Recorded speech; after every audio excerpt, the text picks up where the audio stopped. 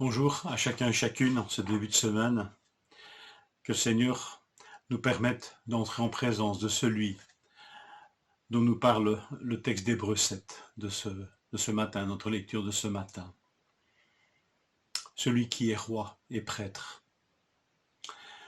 Hébreux 7.1, en effet, ce Melchisédek, roi de Salem, sacrificateur du Dieu très haut, qui alla au-devant d'Abraham lorsqu'il revenait de la défaite des rois, et qui le bénit, et à qui Abraham donna la dîme de tout, ce qui est d'abord roi de justice, d'après la signification de son nom, ensuite roi de Salem, c'est-à-dire roi de paix, qui est sans père, sans mère, sans généalogie, qui n'a ni commencement de jour ni fin de vie, mais qui est rendu semblable au Fils de Dieu. Ce Melchisédek demeure sacrificateur à perpétuité. Quelle étude biblique!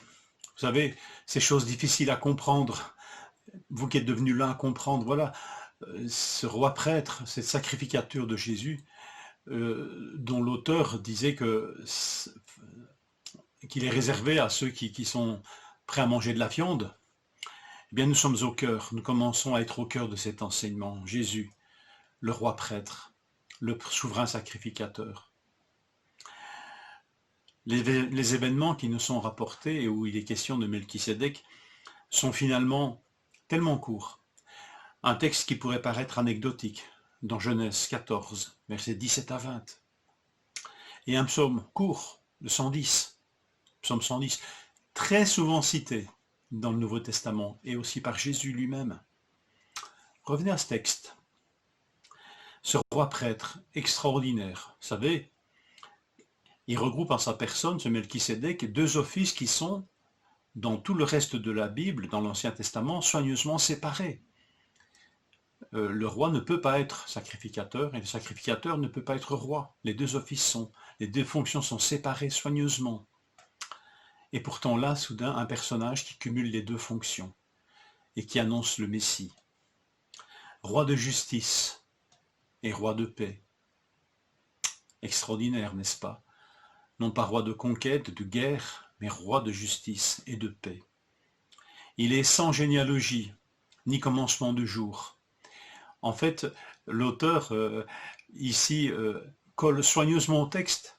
Nulle part, effectivement, nous trouvons une généalogie, comme c'est l'habitude quand on parle de roi, quand on parle d'un personnage, souvent dans la Bible, on parle de son père et de sa mère.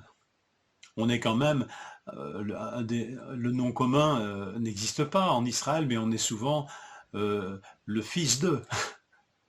Et ici, rien de tel pour ce Melchisédek, qui apparaît là comme ça, curieusement, dans le cours du livre de la Genèse, réapparaît dans ce psaume 110, mais sans jamais lui associer la moindre généalogie, ni même des fins de jour, sa mort.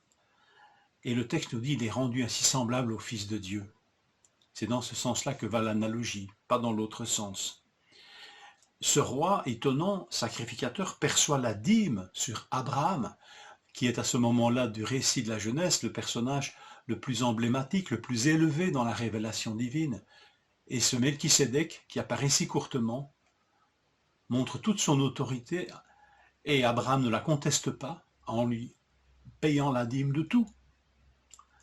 Ce roi sacrificateur bénit Abraham, et le texte d'Hébreux nous dit c'est sans conteste le supérieur qui bénit l'inférieur.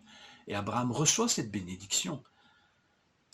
Et le chapitre précédent nous rappelait que cette sacrificature, elle est basée non seulement sur des promesses, mais aussi sur un serment, je le jure.